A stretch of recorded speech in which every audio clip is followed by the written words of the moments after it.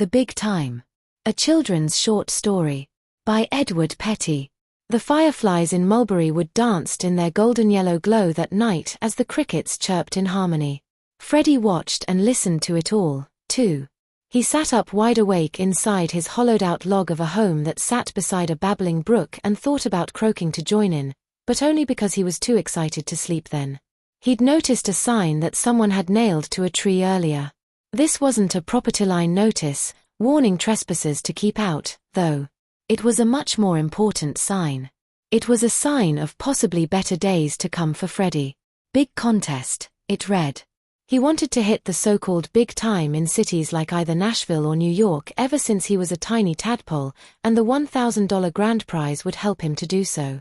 He thought about how lucky he was to have seen the sign at all. The white pine tree that it was on was tall. He'd most likely go on flicking his tongue at ever-elusive flies that were all the tastier when he caught them if he hadn't looked up high enough. "Doing that becomes boring to frogs like me after a while," he said. Hearing his own voice echo around him startled him even now. "I need a change." His long legs followed clumsily behind him as he hopped off into the darkness on his way to visit with his friend Melvin Mouse first. Melvin was a field mouse who now shared a house with an elderly widow who'd every so often feed him scraps of cheese from her refrigerator. She thought him too cute to shoo away with a broom. She'd never be able to trap him, either. He ran too fast. Old man Tobias Peregrine was crotchety, sure, but he was also as kind as his wife to all animals and rodents alike. He'd operated the only general store in the wood until shortly before he died from coughing and wheezing that had started 5 months before and gradually worsened. Melvin felt badly for the widow, Catherine, as she grieved over her husband's passing. He could hear her crying for many nights after it.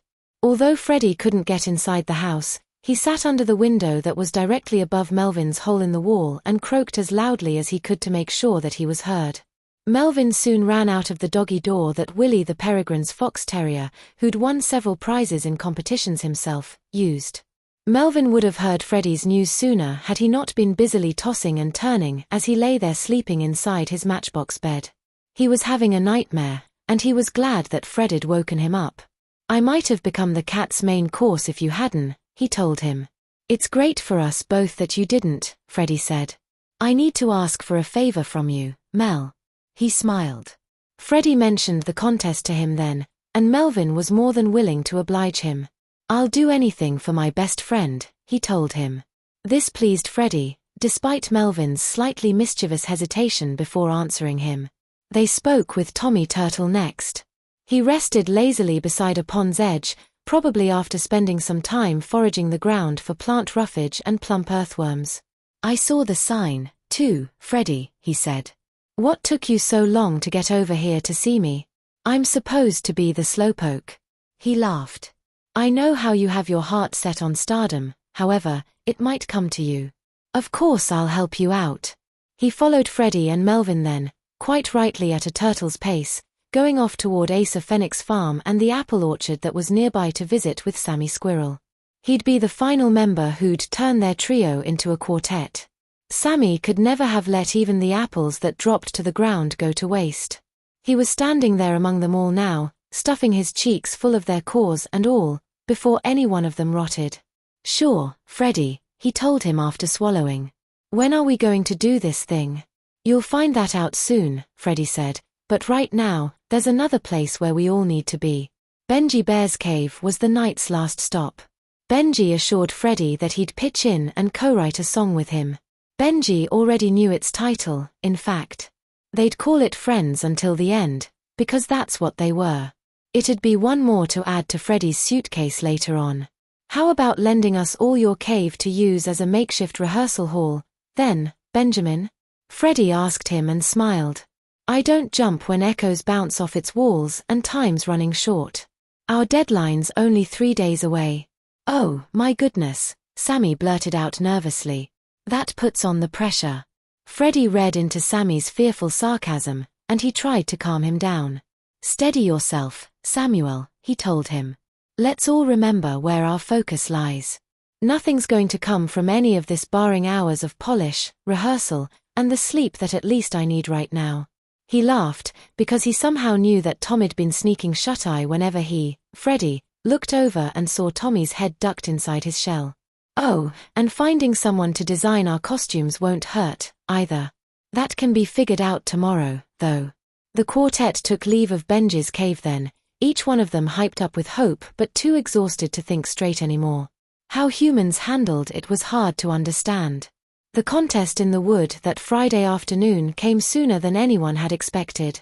The first group to be announced on the stage was Sylvester and his swamp rats.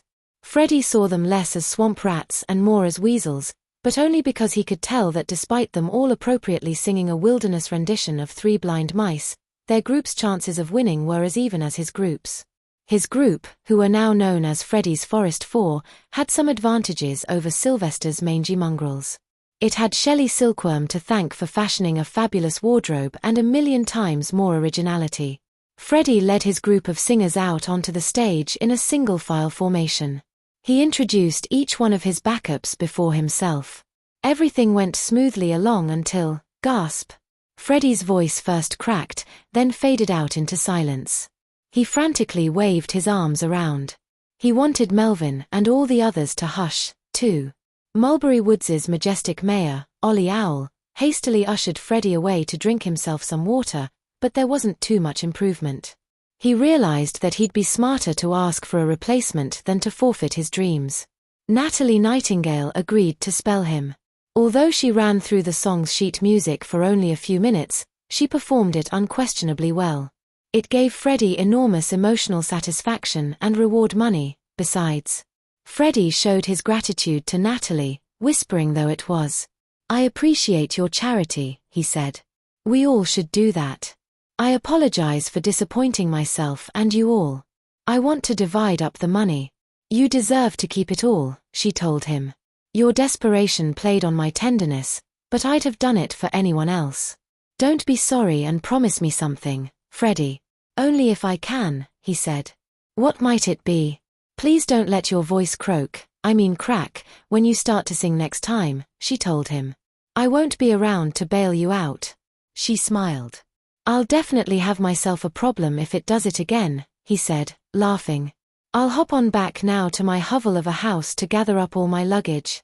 Goodbye, y'all." His destiny lay somewhere down the many roads that were ahead of him, and he was prepared to search it out. The end.